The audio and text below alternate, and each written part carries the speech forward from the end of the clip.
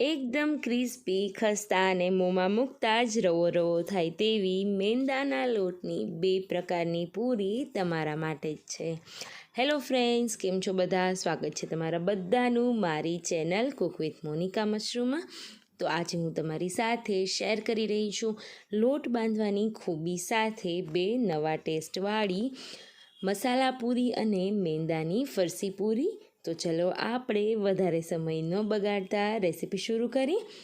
સારી લાગે તો બીજાને શેર કરી ચેનલને સબસ્ક્રાઈબ કરવાનું નહીં ચૂકતા. તો 2 સ્વાદવાળી પૂરી બનાવવા માટે સૌથી પહેલાં આપણે પહેલી ફરસી પૂરી બનાવીશું, જેમાં 250 ગ્રામ જેટલો મેંદો લઈ સારી રીતે તેને ચાળી લીધેલો. હવે લોટ બાંધવાની ખૂબી છે તો તેની શરૂઆત કરીએ. જેના માટે એક પેનમાં 2 ચમચી જેટલું ઘી ગરમ કરી તેમાં અડધા ગ્લાસ જેટલું પાણી ઉમેરીશું. પાણી સરસ રીતના ગરમ થઈ જાય ત્યારબાદ 2 મોટી ચમચી જેટલી રેગ્યુલર રવો હોય તે ઉમેરીશું અને સારી રીતે તેને સ્લો ટુ મીડિયમ ફ્લેમ પર રવો એકદમ સરસ રીતના કૂક થઈ જાય ત્યાં સુધી હલાવતા જશું. 2 થી 3 મિનિટ બાદ થોડું એવું મીઠું ઉમેરી ફરીથી હલાવી અને ઠંડુ થવા દઈશું. તમે જુઓ છો એ રીતના તેના ફરતી સાઈડ ઘી આવી ગયું છે એટલે આપણો રવો સરસ રીતે કૂક થઈ ગયો છે. આ બેટર આટલું ઘાટું રહેશે, તમે જોઈ શકો છો. હવે થોડું રૂમ ટેમ્પરેચર પર આવે ત્યારબાદ આપણે આગળ જે લોટ ચાળેલો છે તેમાં ઉમેરી દઈએ. મેંદાનો ઉપયોગ હંમેશા ચાળીને જ કરવો. ઓલમોસ્ટ અહીંયા હું 2 ચમચી જેટલું આગળનું બેટર ઉમેરીશ અને હળવા હાથે તેને લોટમાં મિક્સ કરી લઈશ. આ ઘાટું એવું બેટર ઉમેરવાના લીધે માર્કેટમાં જે મેંદાની પૂરી મોંમાં મૂકતા જ રવો રવો થઈ જાય તેવી થશે. હવે સરસ રીતે તેને મિક્સ કરી અને જરૂર પડે તે મુજબ થોડું પાણી ઉમેરી સારી રીતે તેનો લોટ બાંધી લેશું. મેંદા હોય કે ઘઉં હોય, ફરસી પૂરી બનાવવા માટે મોણ હંમેશા મુઠ્ઠી પડતું રાખવાનું. અહીંયા આપણે જે રવો ઘીમાં પકાવેલું છે તેને પણ મુઠ્ઠી પડતું મોણ ચેક કરી લેશું. તો હવે બધી વસ્તુ મિક્સ થઈ ગઈ છે અને પાણી ઉમેરીને મેં સરસ એવો લોટ બાંધીને અહીંયા તૈયાર કરી લીધેલો છે. આ લોટને નોર્મલી સોફ્ટ રાખીશું, વધારે પડતો ટાઈટ બિલકુલ નથી કરવાનો. લાસ્ટમાં 1 સ્પૂન જેટલું ઘી ઉમેરીશું અને ફરીથી તેને મસળીને ઢાંકીને રાખી દઈશું. ત્યાં સુધીમાં આપણે બીજી પૂરીનો લોટ બાંધીશું. તેના માટે 2 મોટી ચમચી જેટલું ઘી ફરીથી ગરમ કરીશું. આ પૂરી આપણે મેથી અને કોથમીરવાળી બનાવવાના હોવાથી બંને ભાજીઓને ધોઈ ઝીણી સમારીને રાખી દઈશું. બંનેનું પ્રમાણ મેં ઇક્વલ રાખેલું છે કારણ કે એકલી મેથીની ભાજીથી આપણી પૂરીમાં કડવાશ આવી જશે. ઘી સરસ રીતના ગરમ થઈ જાય ત્યારબાદ બંને ભાજીમાંથી પાણી નિતારી એકસાથે ઉમેરી દઈશું. ઘીમાં આ ભાજીને સારી રીતે સોતે કરવાની છે.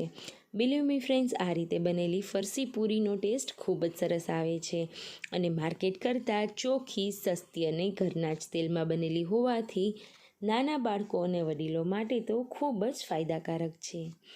ત્યારબાદ અહીંયા હું અડધી ચમચી જેટલું મીઠું, અડધી ચમચી જેટલો શેકેલા જીરાનો પાવડર અને અડધી ચમચી જેટલો મરી પાવડર ઉમેરીશ. મેં અહીંયા સફેદ મરી એટલે કે સફેદ તીખાનો ઉપયોગ કરેલ છે.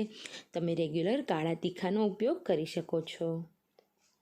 હવે બધી વસ્તુ ઘીમાં સરસ રીતના સોતે થઈ ગઈ છે, ભાજી પણ સોફ્ટ થઈ ગઈ છે.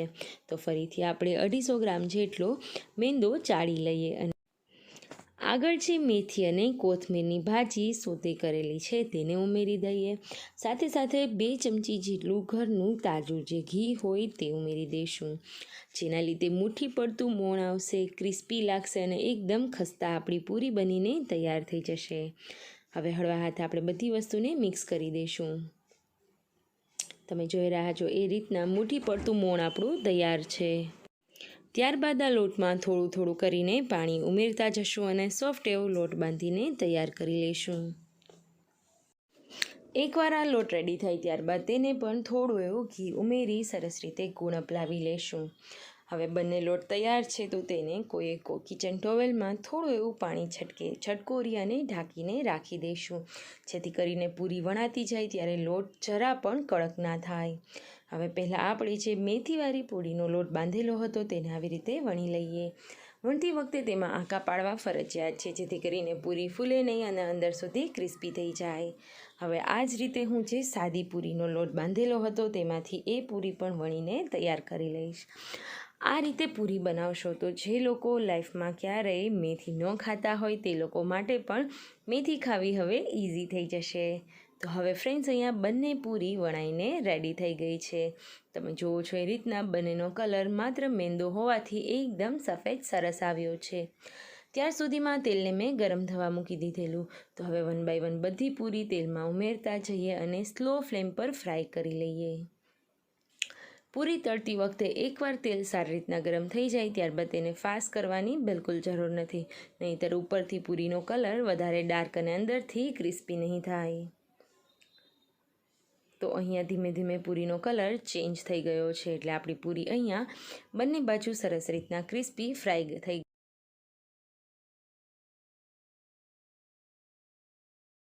તો હવે ફરીથી એ જ તેલમાં આપણે આગળની મેથી મસાલા વગરની જે પૂરી હતી તેને પણ ફ્રાય કરી લઈએ.